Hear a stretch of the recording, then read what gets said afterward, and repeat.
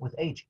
Okay, so in this particular one, we did this functional assessment, like what you guys saw. There's almost 200 participants. They're about 80 years old. They also did a VO2 max test, and we did knee extensor strength using an isokinetic device, much like the KenCom that we have in lab, or the things that we showed you pictures of and spoke about when we were talking about doing strength assessments. And what they determined was that on the PFPF test, that a score of 57 was determined as the threshold for being able to be functionally independent. And so what you can see here is, here are our folks, here's our score on the y-axis in the PFP, and then here is their measured peak VO2 or oxygen consumption, so their aerobic fitness level here on this particular axis. And what you can see is that there's sort of this two-part relationship to our scores, where if you are under a score of about 20, then once you get under 20, then your performance on the CS PFP is going to kind of decline in a relatively linear fashion based upon how low your oxygen consumption can be. Now imagine that we have people here who have a VO2 max of like 5 mLs per kg per minute. And so in those particular individuals, like just standing up is going to be really, really difficult for them.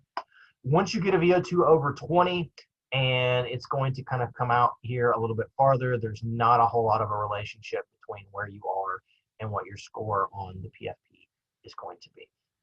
So, but they use this VO2 max value as well as some of their strength values and things to determine that right about here at about a 57. So this is a score out of 100. And as I told you guys, we knew how the test was scored, and we would always try to go up.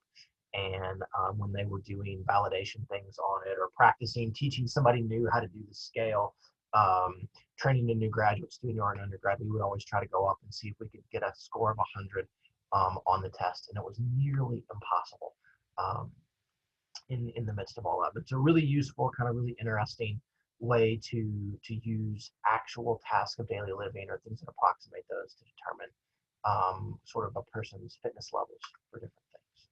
Okay, so here's the same thing. It's basically the same graph, but it's against knee extensor torque. So this is how strong your knee extensors are normalized per your body weight in kilograms. Okay. And so you can see kind of a similar thing here, where if you're below this knee extensor torque of about 2.5 Newton meters per kilogram of body weight, then you're going to have this kind of steady decline in your PFP score. Whereas if once you got over all of that, there's really no relationship out here. So you can use the combination of those two things to determine these functional thresholds, which is a pretty cool application of research based measures to actual kind of physical function and things. Okay, so the next little few slides, I'm going to highlight some things that we can test in older adults. You're not going to be responsible for knowing what these tests are. You're not going to be responsible for understanding how we administer all of these tests. You're not going to be responsible for knowing any kind of cutoff values or anything else in the midst of this. I just want to highlight that these are things that can and probably should be tested, so that if you work in an allied health field, you work in an OT or a PT clinic, if you're a person that wants to be a doctor or a physician's assistant, or a person that wants to be any kind of fitness, like a trainer, a personal trainer, anything like that, that we need to understand that there are ways to test all of these things that we may see declines in older adults. And if we can test and understand those, then we can better target training, rehabilitation, et cetera, for those kinds of folks. Okay, so we can look at cognitive function. You can perform cognitive tests, and those can be reaction time tests, those can be memory kind of based tasks. So we can look at cognitive function, activities of daily living, which may include things like your ability to eat or cook food or prepare food for yourself, bathe, dress yourself, walk and transfer into and off the toilet, into and out of the bathtub, those types of things, transfer in and out of a car. You're able to sort of toilet yourself, which is just use the bathroom all by yourself. You can test balance and mobility. There's some pretty sophisticated ways to do that. Fine motor function, flexibility, and then obviously the things that we've already talked about by doing strength and endurance. So there are some questionnaires that we can use. There's a thing called the SF36, which stands for the short form of the 36 item, and it has a physical function scale parameter to it. And then there are some other ones. There's a fall efficacy scale. There's a mental state examination. There's this CATS ADL index, which is going to ask you a bunch of questions about your ability to do all of the things that you do in your normal daily life. Okay. There are functional tests, some of which we have talked about previously in some other labs and other things. I'll show you guys a couple of pictures of something called the senior fitness test. Most of these things, though, are going to be performance tasks that are specifically designed and specifically modified to be usable in older adults who may have some impairments of strength and balance, so that we can try to get an idea in a safe manner of their strength, their endurance, and kind of their overall function. Okay. So there is something called the timed get up and go test, and we use this test in young individuals in some instances. But you sit in a chair and you go from sitting to standing. You walk 3 meters, so you walk about 10 feet. You turn around and you walk back to the chair, and we see how long it takes you to do that. And whether or not when you stand up, you put your hands on the chair or not, you stand up all by yourself, and those types of things. And so this may seem like a relatively simple and straightforward test, but if you've got folks that have strength impairments and balance impairments, then it can be very sensitive to changes that are going on there. The senior fit test is another one that is pretty widely used, and it is going to have 2 specific tests that are included. It's got a 30-second chair stand. So you go up and down from a chair as many times as you can in 30 seconds. And then it's a total bro test where we're going to do a single one-arm curl. We're going to do a bicep curl. And so this is going to be a thing that's going to be relatively safe and effective to use in older adults who may have some balance issues and things. But it looks like this. Here we've got our older gentleman rocking some really sweet ass sweatpants here, doing the 30-second chair stand, and you're going to just count the number of times that somebody goes up and down in 30 seconds. And then the single arm curl test, you're going to see how many curls can you do through a full range of motion in 30 seconds. Women use a 5-pound dumbbell, men use an 8-pound dumbbell, and you have the person sit, and we then brace their behind their elbow, like you can see here in the picture, and we have them do as many curls as possible. Again, these are really, really common functional things that are going to give us a rough idea of upper body strength, a little bit of upper body muscular endurance, and it's using a weight, and we're able to kind of spot people in a way that's going to be safe in these older adults. There is something called a functional reach test, which we used to have as part of one of our flexibility labs that we don't do anymore. But you have a person stand and they put their arm out and they try to reach and push.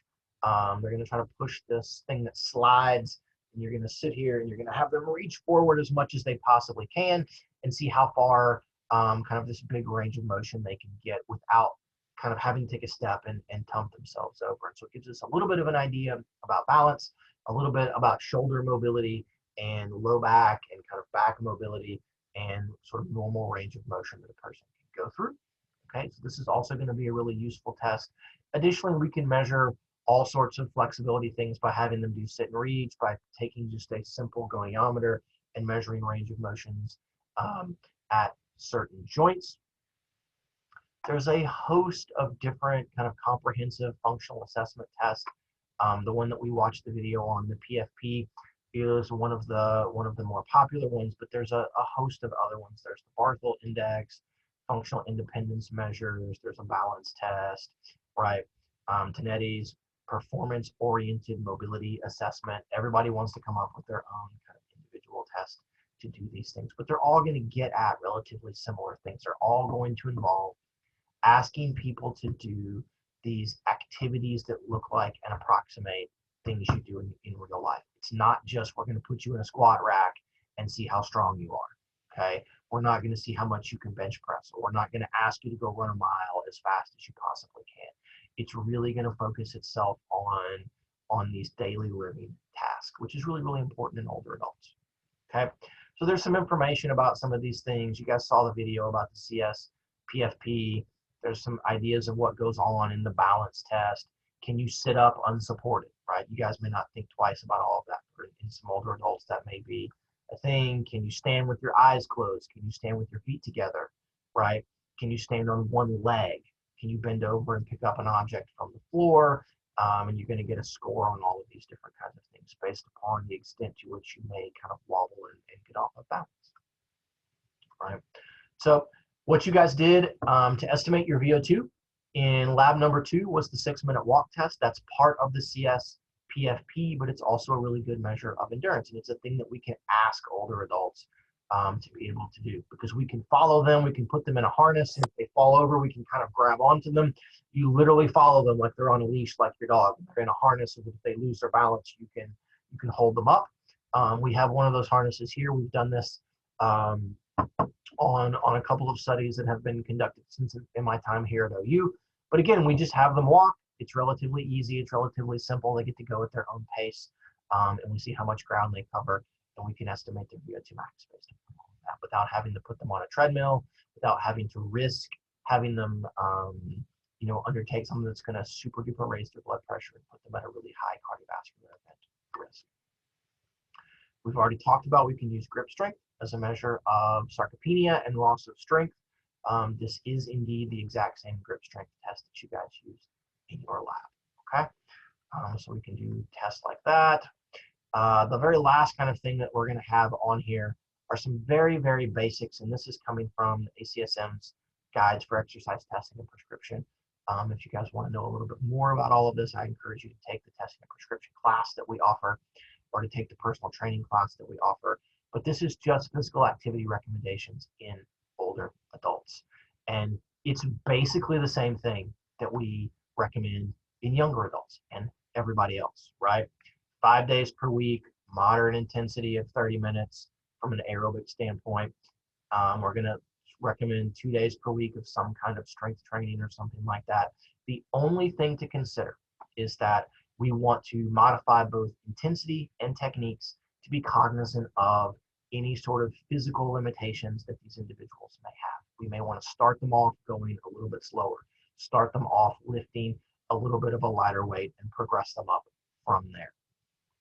Other considerations in all of these people is we just need to make sure that we're going to get physician's clearance in all of them, and that we understand any secondary comorbidities that they may have, cardiovascular disease, type 2 diabetes, emphysema, all of the other things that we've talked about in kind of our chronic disease portion of class, that we are making sure that whatever we're asking them to do, they've been cleared, and that we're making proper safe modifications based upon all of those other kinds of things, okay?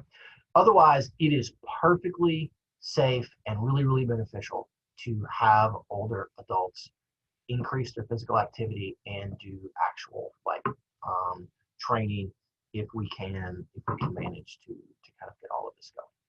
Okay. All right. So I'm going to recording. Okay. So the very, very last topic for class, okay, is going to be a level of discussion about skeletal disorders.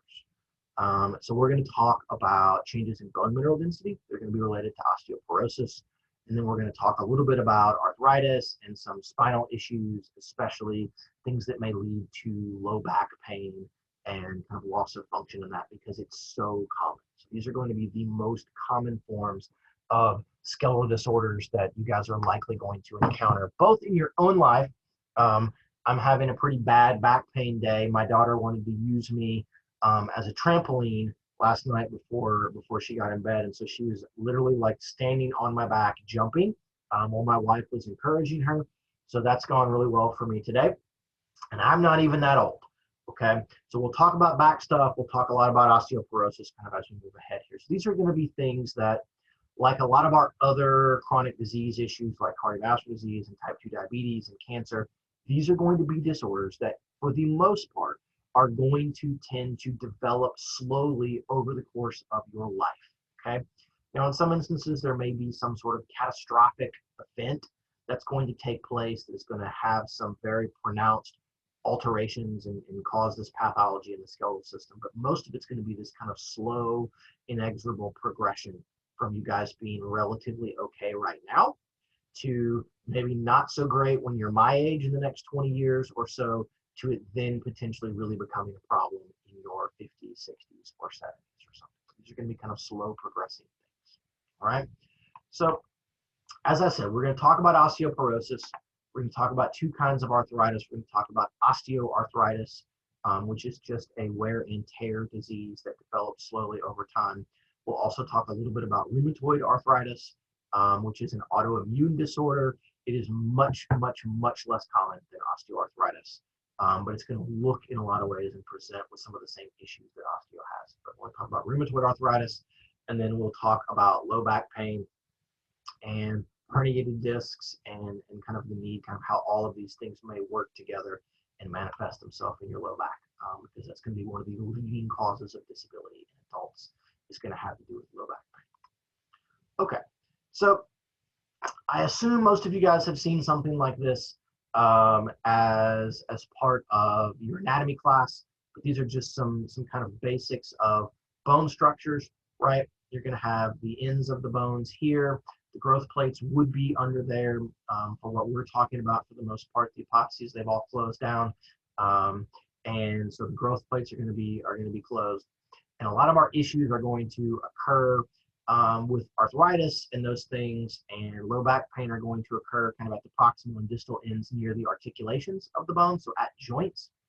And then some of the osteoporosis is going to have effects there, but it's also potentially going to have some effects kind of through the long kind of diaphysis portion of the bones. Okay, so bones do have a little bit of blood flow to them. Okay, and we're going to have this kind of softer, spongier portion, the trabecular bone, that's going to be there in the middle, and then we're going to have the kind of more kind of hard mineral-based outer portion of the bone that's going to be here. You guys don't have to know the individual differences or anything. Again, it's not anatomy class, but I do just want to kind of make you aware of all of this. Okay, so if we're going to talk about skeletal disorders, if we're going to talk about osteoporosis, then we need to at first take a little bit of a step back and talk about the idea of bone remodeling and how bones are formed, but then also how that plays a role in how bones may in fact be broken down over time. It's that breakdown that's going to lead to osteoporosis and causes some problems.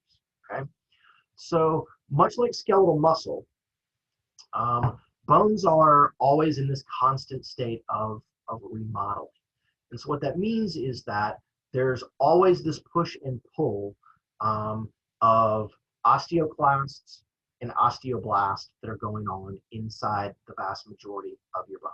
So your bones are always either having osteoblasts try to lay down new bone and new bone mineral density, or osteoclasts that may be trying to break down the bone to scavenge some of the calcium that's going to be there. And so there's going to be a host of things like diet and especially physical activity and the loading patterns, as well as some hormonal inputs that are going to go on from day to day that are going to help tip our balance between deposition of new bone by the osteoblasts and their activation and resorption of the bone by the osteoclast. So what we want to do is, when you are growing, when things are developing through being younger, and especially kind of through puberty and things, as testosterone and estrogen levels are going to increase through puberty, we are going to get, right, we're going to get a predominance of osteoblast activity that are going to lay down new bone and new bone mineral density, and that's going to make your bones grow and get bigger. It's also, by adding the density and the calcium in there, it's going to strengthen your bones. Okay, there's not a surprise, I would imagine, for most people, that younger kids tend to have way more bone fractures than people that are y'all's age, right? So kids that are prepubescent tend to fall and break their arm or their wrist or break their leg or their foot or something to a much greater extent in people that are, say, post-puberty, that are kind of high school and college age. And that's because the kids have not sort of developed their bones as much. They're not as big. They don't have as much bone mineral density in them as more adult bones. So this is the battle that we're fighting, okay? And so what's going to happen with osteoporosis is that bone resorption, the osteoclast activity, is going to outstrip osteoblast activity. So what's going to happen is, as you age, you are going to resorb or kind of break down your existing bones or some of the existing bone so that you can scavenge the calcium out of those bones for use in other tissues, okay? The trabecular or the spongy bone is going to be very much affected by all of this. It's going to atrophy, and it's going to make the bone appear more and more porous, okay? It's going to have this, it has a kind of honeycombed look anyway, but the holes in the honeycomb, as I'm going to show you in the next slide, is going to get bigger and bigger and bigger. And so when we measure this using a DEXA scan, we're going to be able to measure this loss of bone mass and loss of bone density. We'll talk a little bit about that and how we measure it in the next couple of slides. And so the problem that's going to result from osteoporosis is not just that your bones become weak and brittle and will break much more easily, like you're breaking chalk or something like that. But it's as they lose that, then you're going to lose the support that we get from those bones. And that can affect posture and things, especially in the spine and in the hips. And it can lead to changes in posture, which can then have knock-on effects of kind of changes in extra stress on those bones, extra stress on the spinal cord and the individual vertebrae and things. And so it's not just the simple fact that, oh, I have less bone mineral density, so if I fall over, I might break something. It's also going to be that it has these other knock-on effects, which can also then lead to further problems, okay? Typically, when we want to look and decide if somebody is osteoporotic, okay, we are going to look in very certain bones in very particular locations. And so what we're going to look at, we oftentimes will look at the head of the femur, we'll look in the wrists, and we will look in the spine at certain vertebrae, okay? And what we're trying to assess, here is a normal bone matrix, here's normal trabecular bone in the head of the femur in a person that has a relatively normal amount of bone mineral density. And I don't know why, but this picture always like gives me nightmares and freaks me out. But here's what the same kind of area in the head of the femur is going to look like in a person that has osteoporosis, okay? They're going to have something that looks like this. And so you can notice that the pores have gotten bigger.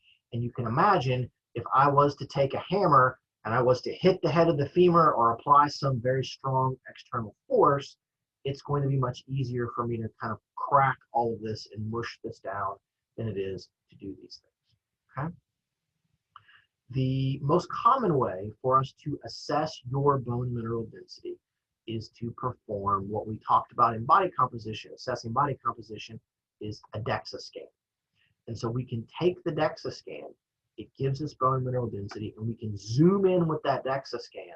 We're going to get these kind of higher resolution x-rays of just the head of the femur, and then they will very oftentimes also take them in the spine and in the wrist and things. The wrist is a very common site of fracture. People fall down and they mash their wrist, and so they tend to break them. So we want to look at kind of what bone mineral density is right there. Okay, so here is a 68-year-old woman who is normal.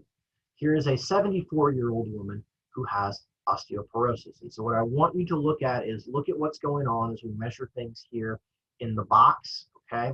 And I want you to note that it looks a little bit darker in our osteoporotic woman than it does in our or kind of normal bone mineral density person, okay?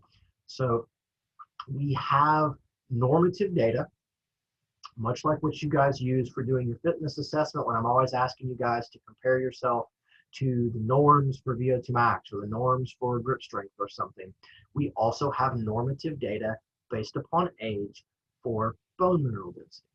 And people that fall below a certain amount below these normative values, we can say these are people that have osteoporosis, and then therefore you're at a greater risk of having these problems based upon all of that.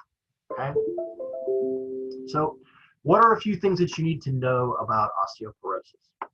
It is the largest section of people that are going to be affected are going to be postmenopausal women. Okay.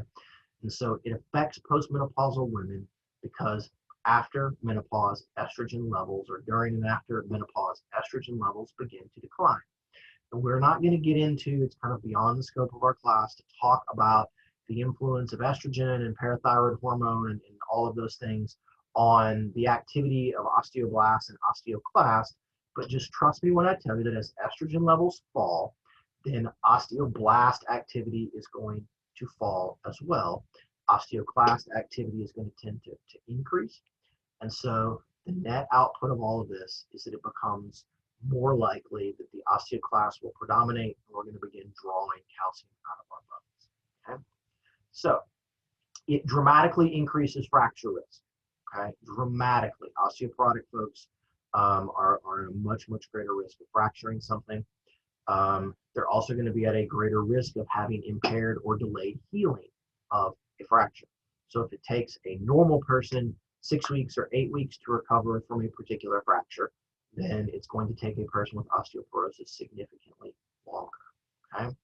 There's about a 50% disability rate in folks that are osteoporotic following a hip fracture, which is going to tell us that it's not ever going to heal back as well as we would like for it to. And there's about a 20% mortality rate in the first year following a hip fracture in people that are osteoporotic, much, much lower in people that are not osteoporotic. Okay?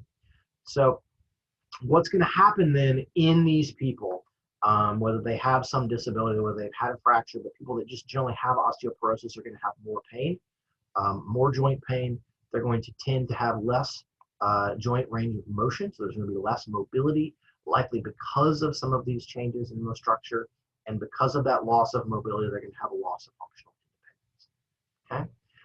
Okay? We tend to associate osteoporosis, especially in older women, with changes in sort of spinal curvatures, where women are going to be more stooped over because they're going to lack the proper strength in their spine and in those structures to maintain good posture. And that's going to then have some knock-on effect. It's also going to have a profound effect on their perception of their body. Okay, so areas that tend to be at risk of developing osteoporosis that are going to be kind of the most at risk are going to be the spinal vertebrae, the neck or the head of the femur, the wrist. Okay, and so these are really, really important places because they play such an important role in, one, the femur from hip fractures. Okay, the risk from if people lose balance and fall over, they land on their wrist. And then the spinal vertebrae because it helps so much with posture and those things. And so of these three, if we were to look in all of you, the vast majority of you are going to have good and probably potentially above average bone mineral density in the neck of the femur and probably in your spinal vertebrae. Okay, we develop, and you'll see this in the physical activity recommendations for people that have osteoporosis, using physical activity, especially using resistance training and high force movements, things where you run and jump and you land and you load the skeleton. Okay, there is a thing that you guys may have talked about in anatomy class called Wolff's Law, and the general idea behind Wolff's Law and how it applies to bone mineral density is that if you want bones to remodel, if you want bones to increase their density, then you have to imperceptibly load and bend or torque those individual bones. Okay, so while you're at home right now, okay, grab something that is around you. Okay, I'm going to grab this other laptop that I have here, and imagine that this laptop doesn't weigh what a laptop weighs, that it weighs way more. I'm going to press this laptop up and down. I'm going to do military press with it up and down over my head. Okay, if I'm standing or I'm sitting while I'm doing that, as I push that up over my head, then I am, right, imagine that there is going to be loading going on through my wrist, through my radius and ulna. As I push up, there's going to be loads, especially on either end where the origin and insertion of the muscles are, right, on my humerus. There's also going to be compression that's happening in my spine, okay? That axial, that up and down load on the spine that we get every time you take a step, you're going to axially load it every time you jump and land. You're going to axially load your spine. That's going to be good for bone mineral density there. If you want to get an increase in bone mineral density in the femur, you need to squat. You need to lift things where you're going to bend at the hip and you're going to apply stress through the head of the femur, okay? And so you may not think about it that way, but every time you do a squat or you land and you kind of get a deep bend there, there may be these very, very tiny, imperceptible bends that are going to take place in the femur, okay? And as that bending happens, that's going to stimulate the action of the osteoblast. That's going to make them want to load more things, okay?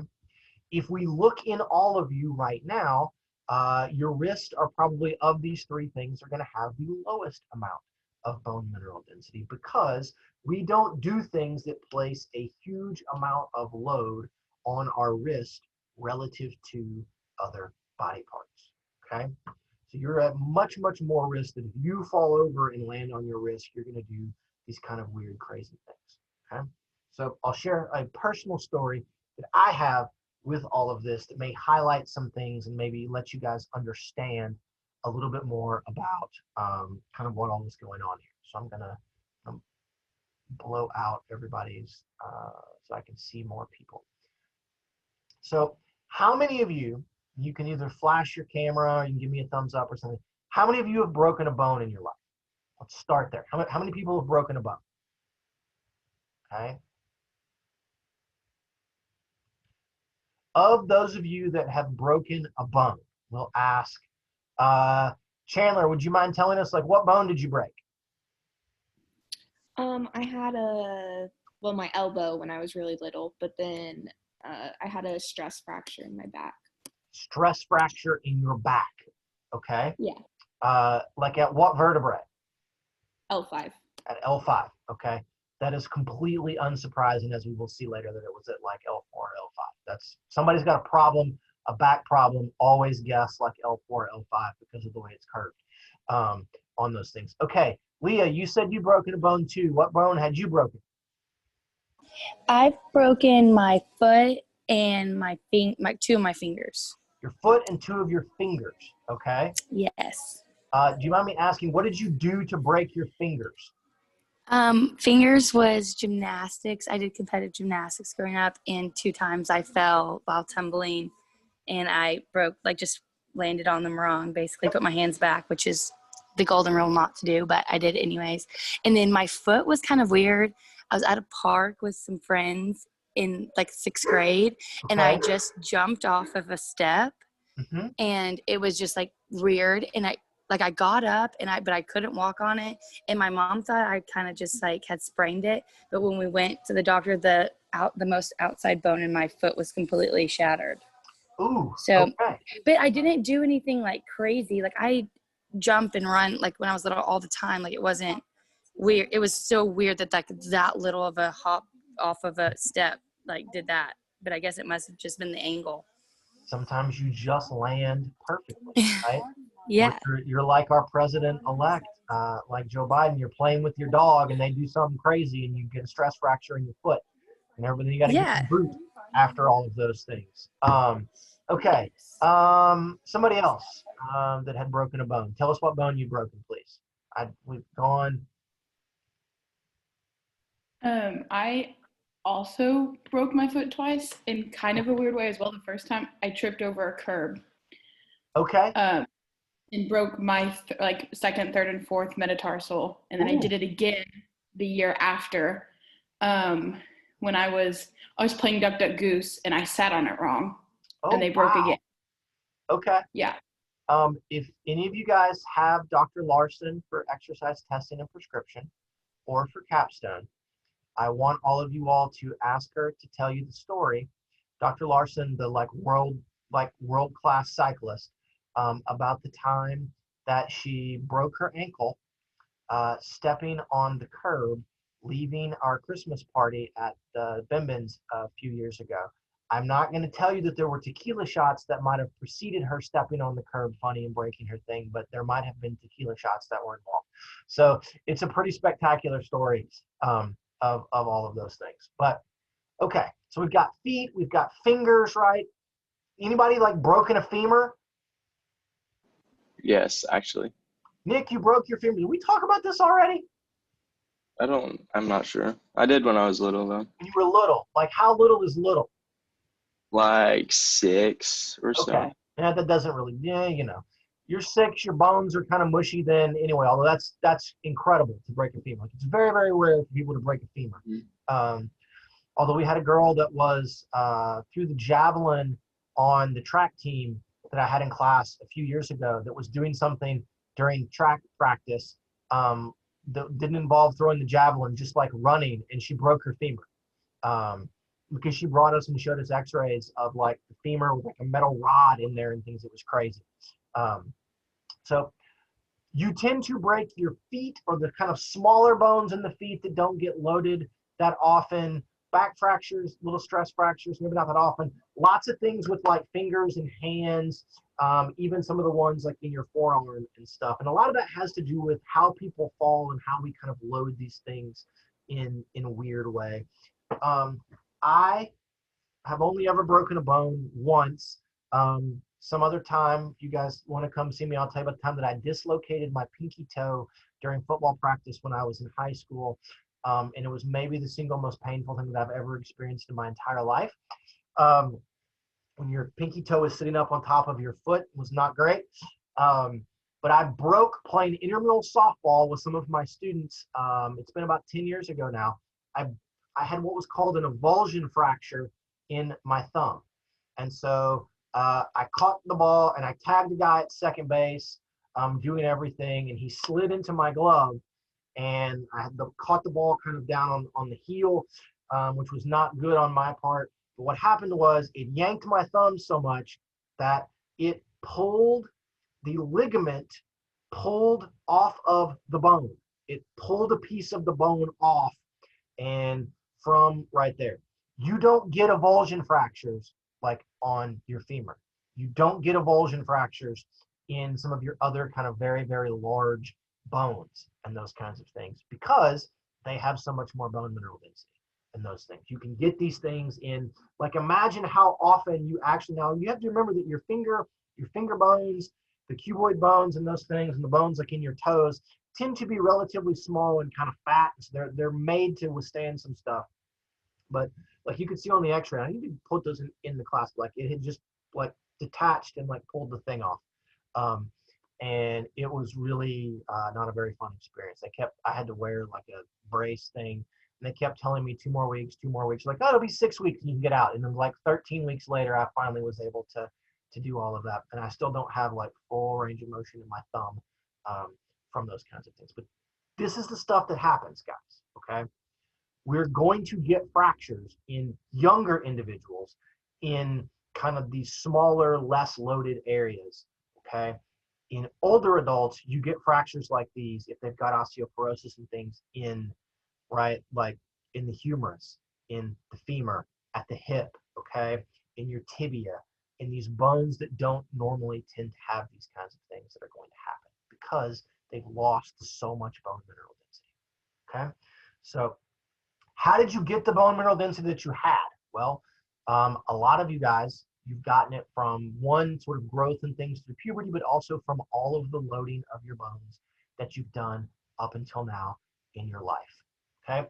So Leah, you said you broke your fingers doing gymnastics. How long in your life, and like how old were you when you stopped doing gymnastics? I was like, I think I was 13. Yeah, it was like my 8th grade, so 8th grade. 13. Okay, 13. Mm-hmm. So women that do gymnastics and men that do gymnastics tend to, in addition to having lots of kind of wear and tear, there's a whole host of things that go on with gymnastics, but tend to have relatively good bone mineral density, especially women that do gymnastics kind of into their mid-teens and things where they're getting for a few years kind of post-puberty,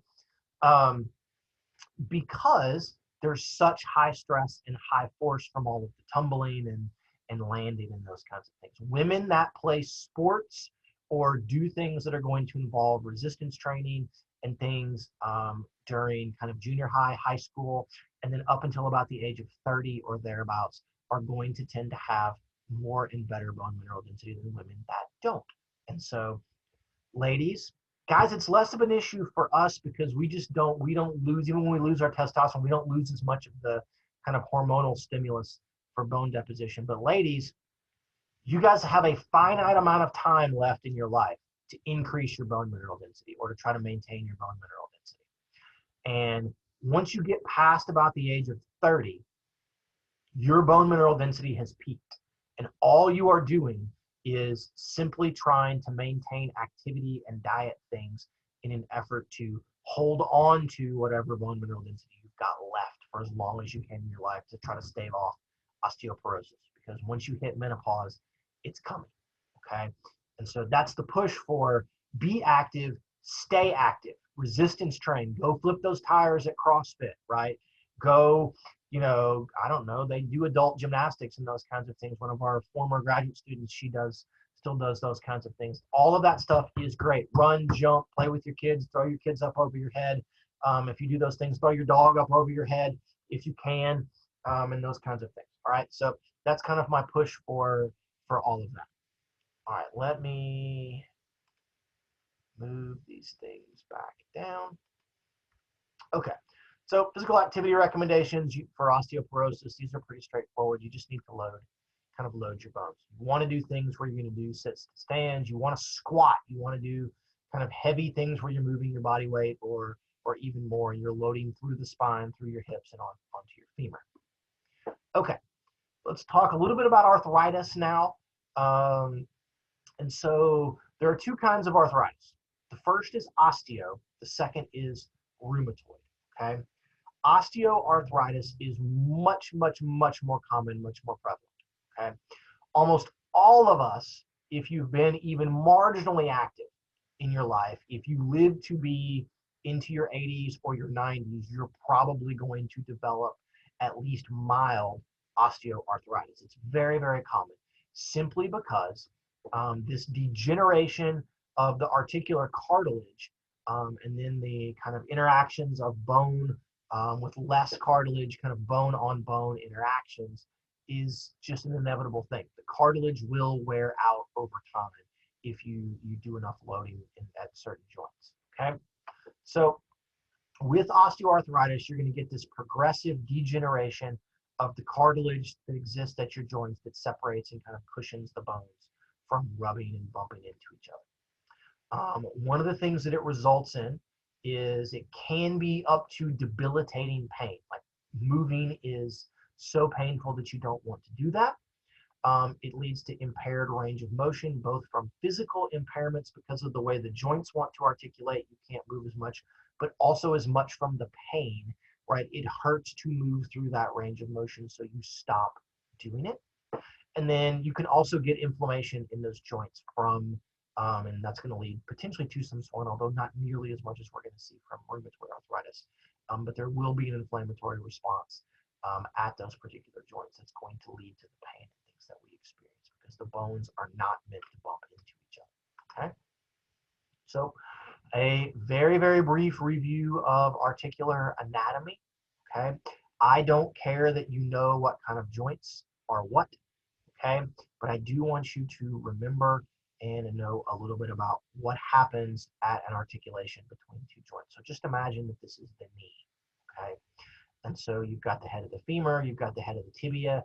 Down here, there is going to exist this cartilaginous or articular cartilage that is going to be a pad that's going to sit between the heads of both of those bones. It's going to provide cushioning and padding. We're also going to make synovial fluid there, which is going to function as, like motor oil, it's going to function as a lubricant there. And so the cartilage is going to be very, very smooth in many ways. And then you're going to put the synovial fluid on there, and it's going to make for this nice, easy gliding of that joint so that it moves through there. It moves quickly and easily. It lowers the coefficient of friction to a very, very low level. And so the joints are going to move very easily and the bones are not going to bump into each other. And I can tell you, as someone that gets bone on bone stuff in my shoulder, when I do things that wherever I get my hand up over my shoulder with those things, that you don't want the bone on bone. It's it can be very, very painful and lead to a lot of inflammation and pain. Okay, so it tends to affect about 20 million or more individuals in some ways. It is in and of itself, and this is going to be a very important distinction. Okay, osteoarthritis is not an inflammatory disease in the way that rheumatoid arthritis is. We may get some inflammation in the joints that result in the pain, but you're not going to get this massive amount of inflammation, massive amount of swelling in the joints like we see with rheumatoid arthritis. And so in that way, osteo is not considered to be an inflammatory disorder. Okay, but there will be some inflammation and pain that goes along with this, but it's just not nearly as much. And it's not the root cause of what is happening. The root cause is the degeneration of the cartilage. Okay, so we know that exercise and increased physical activity is one of, if not the best non-pharmacological treatment of osteoarthritis. Okay, so here's a healthy knee joint. Here's one where we're going to get this kind of breakdown of the cartilage, degeneration of cartilage.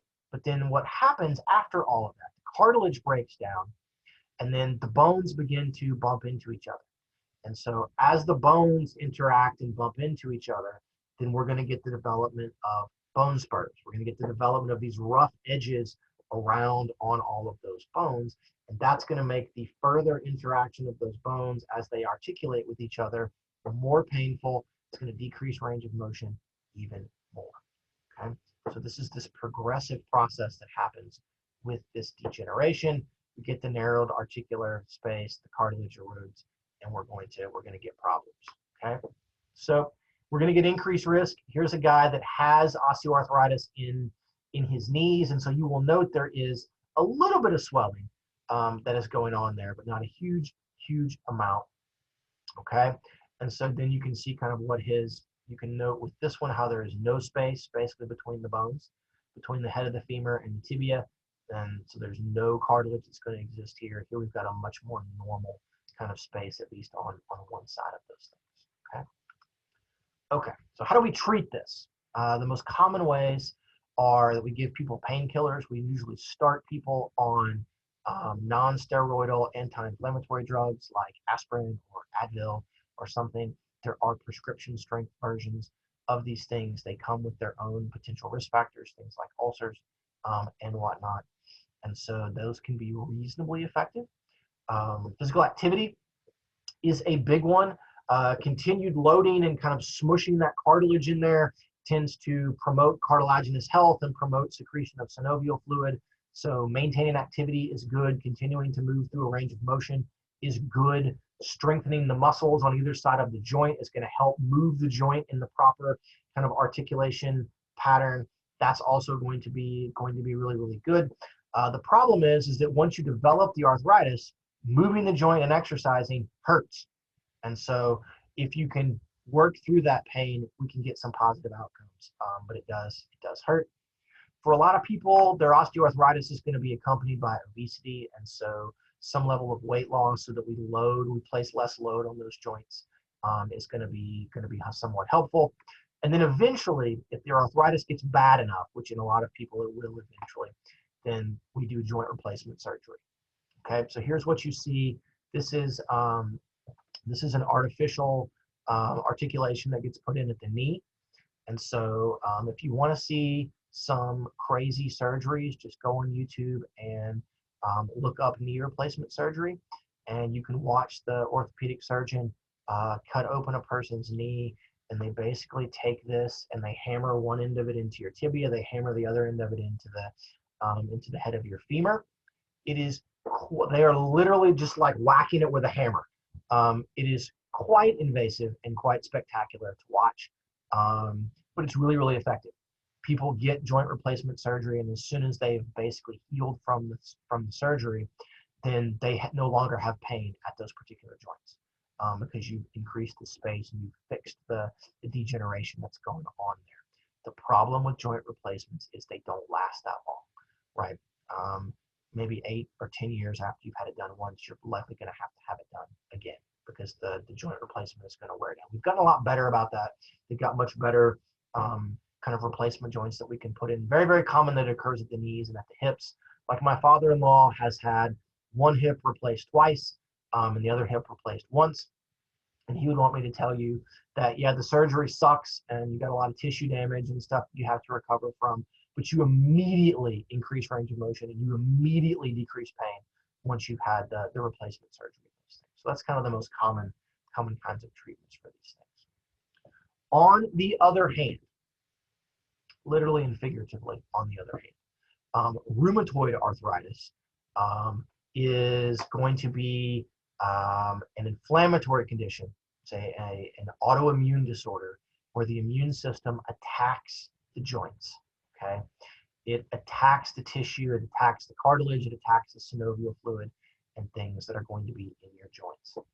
For the most part, it tends to really seem to target the joints in the hands and the wrists, and the knees and the feet. You can also see it in the cervical spine some and in your elbows some, but it's really, really going to be manifest in like the hands and the wrist and knees. Okay. We I have a quick question. Of course, Derek. Do we know if rheumatoid arthritis is genetic? Yes. Like passed down? It is genetic? Mm-hmm. It can okay. be. My dad has it really bad. Yeah, that so. doesn't mean that because like your dad has it that you're going to get it, but it does seem to cluster more so in families. It's like most autoimmune disorders are in some way, shape, or form going to have a genetic component to them. Okay. Hey, Dr. Mike. Also, with that, are autoimmune diseases like this, are they more common in women or men? Ooh, that's a great question. I've heard women, but I'm not sure. So I think if we were to look at the prevalence numbers for like rheumatoid arthritis and lupus and some things like that, that we would likely see that they tend to be more prevalent in women than in men. I am not certain off the top of my head whether or not how much reporting and kind of diagnostic bias we see in the midst of that. If there are an equal number of men that may have rheumatoid arthritis, they just kind of deal with it and never go to the doctor for it. Or it's kind of like if you look at things like fibromyalgia and chronic fatigue syndrome, and some of those other things that we think may have some autoimmune component to them, they tend to be more prevalent in upper middle class white women, likely because they're the ones that have the means and the insurance to fight with the doctors to get diagnosed and stuff. So my first thought, Megan, is yes, they may be more prevalent in women, but I don't know that I know enough about all of it so that's really, really the case, that it is something that is indeed like a sex link, like it's a Y chromosome, or I'm sorry, an X chromosome linked kind of thing. Like my mom has rheumatoid arthritis, and she has something that they can't identify. It's not exactly lupus, but it's another autoimmune disorder it's kind of this nebulous thing that is probably something like lupus and chronic fatigue syndrome and stuff kind of all rolled together. And her mom had it, and those kinds of things. So yes, in that particular way. Okay. So we don't have any known cure for rheumatoid arthritis, or for that matter, for a lot of our autoimmune disorders. You can give people pain medications to try to control the pain. We also can give people immunosuppressant drugs. And I meant to look this up before class, and I forgot because I was chuckling at the YouTube videos that I was finding. But there are some very powerful immunosuppressant drugs that they give for rheumatoid arthritis. And I have forgotten the name of it, but you guys can Google it. But it's one of the ones that they always say, like, oh, this will give you part of your life back, and you can run around with your family and play with your kids. But then it says, like, if you're taking this, don't travel to third world countries and everything else, because you're going to get tuberculosis, or you're going to get, all of these things that your immune system would normally fight off under most normal circumstances. when you take these immunosuppressants, yes, it suppresses and can be good for your arthritis and limit the overinflammation from that. But it also, in some ways, makes you like a person that is HIV positive or something where you've got a weakened overall immune system. You could be much more susceptible to infections and things that you may not otherwise be. So it's just kind of this trade-off for everything. Okay, so you can see things. You tend to get these nodules and these lumps for people that have rheumatoid arthritis. They're especially prominent with my mom. You can the joints, like her, the knuckles and things, and her fingers, and these just massive kind of swelling things. You're going to get tenderness. Those things tend to be very, very swollen, very tender. You can see it in feet and things as well. The joints are really stiff. You get really, really impaired kind of range of motion and everything from all of that. Okay. So here's a bit of a picture. And so what we see basically is normal joint. And then here we have this inflamed joint. So you're going to get swelling, but you're also going to get inflammation from infiltration of all of these immune cells. And much like what we see with our with what's going on with the virus and the vaccines, you're going to get all of these antibodies being made. So the body with the immune system produces all of these antibodies, and they're going to attack the cartilage, they're going to attack the bone, and they're going to pool in this synovial fluid and this kind of immune infiltrate, this immune swelling that's going to go in there. And antibodies, like anything else, are these little rough kind of microscopic things. And they're going to all get in there, and they're going to all clump together and aggregate together.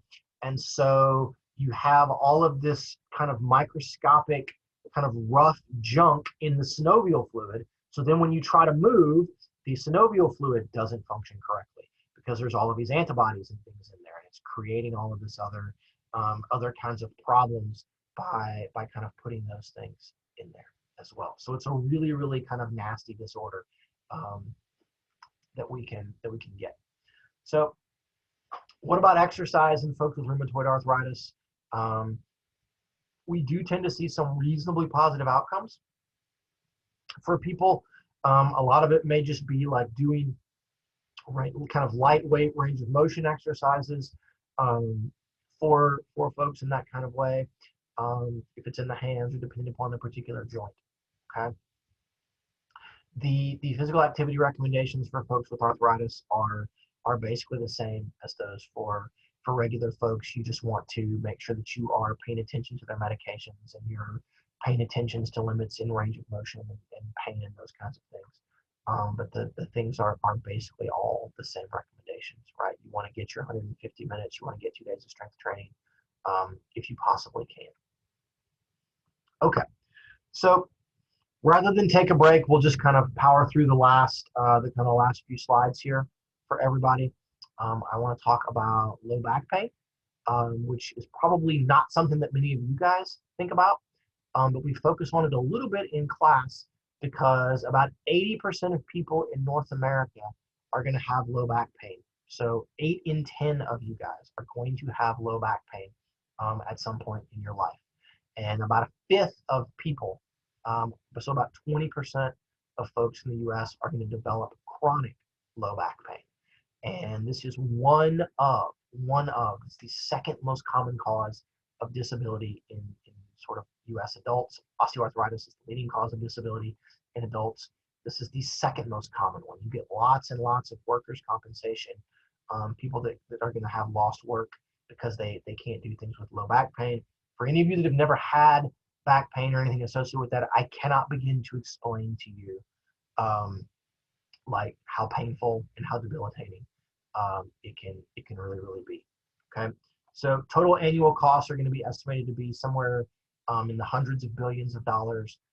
It's also a thing where one of the few things that can be effective for it at times is going to be opioid pain medication. And so it's also one of those things that is in many ways a gateway into opioid addiction and things of that nature. Okay, so one of the things that we know is that people that are more active tend to have less low back pain. Okay, and so when we think about low back pain, we can kind of group it into a couple of different categories. So there may be pain associated with some very specific spinal impairment or spinal pathology that is going to cause it. That may be some kind of spinal stenosis. So stenosis is going to be narrowing. That narrowing may be actually in the space where the spinal cord runs, or it may be narrowing of something called the foraminal space. This is the space where the nerves are going to exit the spinal cord to go out into the periphery. So you're going to have both sensory and motor nerves are going to exit through that foraminal space, and we'll show you some pictures of that in a little bit. But in almost all instances, there's this kind of non-specific pain. So about 85% of cases are not associated with spinal stenosis or some very, very specific kind of spinal cause, okay? We're going to diagnose people and say that you've got acute low back pain, so something that's bothering you for less than 6 weeks.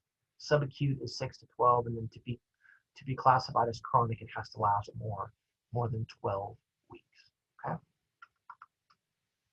So let's talk about structures in the vertebrae and how kind of impairments in these structures and things may lead to low back pain. So here's the spinal column, right? You guys remember seeing all of these things this way.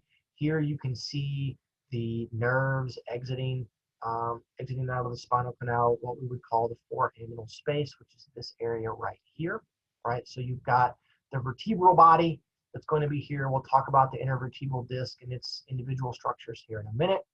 And then we're going to have, right, the processes coming off of our vertebrae here.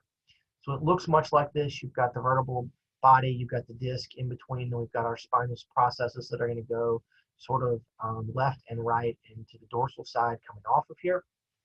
And then in the middle, you're going to have the spinal cord running through its place, and then you're going to have coming out in between the vertebrae, right? You're going to have these exits, these spaces where the peripheral nerves are going to exit out. So the area, you may not think about it in this way, but every vertebrae where it makes contact or comes in close contact on the disc with an adjacent vertebrae or a proximal or distal vertebrae, that is actually a joint. So you have all of these individual joints in your spine. And so as you move and you rotate at your spine, or you bend over or you lean up, you're having multiple individual articulations where those joints are going to interact with each other, okay? And so the really important thing that goes on here is going to be the action at the intervertebral disc, okay? Much like with osteoarthritis, this disc is going to provide padding, and it's going to provide an easy kind of well lubricated ability for the spinal column, the vertebrae, to interact with each other, okay? The problem here that we get in the spine that is very much not like what we tend to see in the knees or in other joints nearly as often is that we're going to get damage to this particular disc because of the unique way that the joints articulate and our unique ability to apply loads to this in kind of very strange directions, okay? So the intervertebral disc is going to have two separate pieces to it. It's going to have this inner section, which is called the nucleus pulposus, and then it's going to have this outer ring section called the annulus fibrosus, all right? And so one of the most common things that happens in people that have back problems and that have low back pain is they are going to tear the annulus fibrosus, okay? And as we tear the annulus fibrosus, it's going to allow this kind of more fluid-filled, more squishy nucleus pulposus to leak and kind of squish itself out, okay? As you load that vertebrae, rather than keeping everything in place, the nucleus pulposus is going to get pushed out, and it can get pushed out into the foraminal space, and it can compress the nerves where they're leaving the spinal cord, or in some really, really crazy instances, it may even be able to compress on the spinal cord itself, okay? When this happens, this is called a disc herniation. So this is a herniated disc in the back, okay? Here you have this rupture in the annulus fibrosus. Here you're going to see the nucleus pulposus that's going to get pushed out, okay? And in doing that, it narrows the space and it compresses the nerves where they leave the spinal cord. I cannot begin to explain to you guys how painful this can be. And this can have, because inside of this, there are both motor and sensory nerves. You're going to get either numbness and or intense pain from all of this. You may also have impairments and weakness. You can't use the muscles that are going to be innervated by the nerves that are leaving the spinal cord in this particular area. And so you're going to get pain, you're going to get weakness, you may even get numbness and lose like sensation in those areas, all because we're going to get compression. This compression is going to be further compounded by inflammation that is going to take place here. So even if we can fix some of the disc herniation and undo the compression, there may be inflammation that will impair the function of these nerves that may take weeks or months to fully heal. Okay. I do not have a full-on disc herniation at C5, C6 in my neck, but I have bone spurs and things from, we assume, smashing my head into people playing football when I was in junior high and high school. So I have bone spurs that have formed in this sort of space on these kind of vertebrae that are going to be there. And it functions in a lot of the same way that if I tweak my neck or I sleep funny or I do something weird, then I also compress in that area and it functions like the disc herniation. At least on mine, if you have a herniated disc, like it's always going to be pressing. At least on mine, it compresses a little bit and I get inflammation and I get a flare up for a while and then it tends to go away. From one of my worst flare-ups, I have reduced sensation in the tip of my left thumb because, right, it's very, very common like C6 vertebrae thing that I have. I get numbness that runs down the front of my delt, down through my bicep, down the inside here of my arm, and it's just my finger. It's just my thumb. No other fingers were ever affected with all of that. It's the same kind of thing. Cervical vertebrae disc herniation is relatively rare unless you play sports, you have some kind of catastrophic thing. The most common places of getting disc herniation is going to be from at L5, L6, and S1. Okay, down here, and this is going to be because of the kind of posterior curvature in the spine here, and that's going to be the place because of this where it curves. It's also going to be the place in the spine where we have the greatest bearing of load. So whenever you're carrying something, you're lifting something, you've got something up over your head, right? And then you twist funny or you load yourself kind of funny, doing all of that, then you can very, very easily kind of squish or tear things at that particular place. Okay, so there's our disc herniation. Here are some MRI pictures of disc herniations, okay? And so what I really want you guys to see is here's one that is relatively normal, okay, relatively normal. And then look in this one and you will note this one has some kind of mild stuff here and here, but these are normal. Then look at this, we've got this really, really abnormal where we've pushed out, okay, way into that particular space. The same thing going on here, maybe not quite as bad, but again, we're going to tend to push out into that space. That's what a disc herniation looks like. How do we treat all of this? Well, they can go in and they can suck out the disc and they can put an artificial disc in there if they want. Other things that they do is they will go in and they will pin together the vertebrae.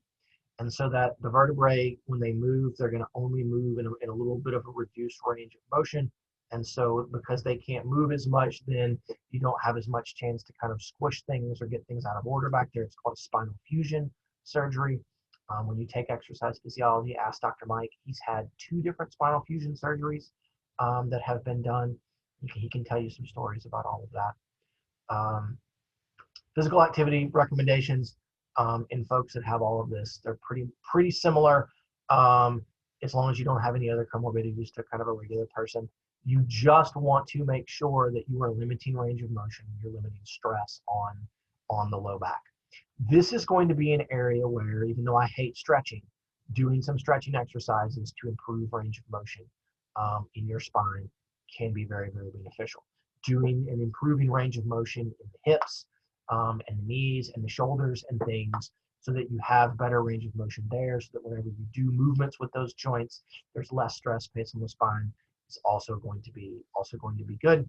And then strengthening exercises in the core and whatnot so that you can maintain posture better are also going to be very, very helpful for folks that are going to have things that look like that. A little bit of idea on abnormal curvatures of the spine. These are all pretty similar. I do want you to know what these are. That kyphosis is kind of abnormal curvature up, kind of this sort of humpback looking thing here. Lordosis is abnormal down here in the very low back, sort of in the lumbar spine. This one is gonna put you at a very, very high risk of having disc herniations and things in the lumbar spine. Scoliosis is when they go kind of sideways, and you can end up in the same kind of issue. You can just imagine, right, that if my spine is curving sideways and I'm trying to do squats where I'm trying to go up and down, that some of these vertebrae, right where it begins to curve, when they get loaded, the load is going to be abnormally born right on the edge. It's going to try to compress them on that edge where those foraminal spaces are and things, and so it's gonna cause some particular problems. Okay, so here's Adam's test. These are just what it looks like if people have abnormal curvature, especially lateral scoliosis curvature. They can go in and they'll put in a metal rod and things. You can see, look at this person how kind of sideways their spine goes. Here's a person who has what is practically an S in their spine. My wife's aunt had surgery done for all of this, and they went in and they straightened out things a little bit and they put a metal rod in, and she got 2 inches taller overnight. Like, she was so like bent around that she had shrunk because of all of that. So again, this is a very, very major surgery, kind of very invasive. But if you have these abnormal spinal curvatures, then it's going to place extra stress on your spine and put you at a higher risk of having especially low back pain and disc herniations as we go along. Okay, physical activity with those kinds of things, blah, blah. There we go. Okay.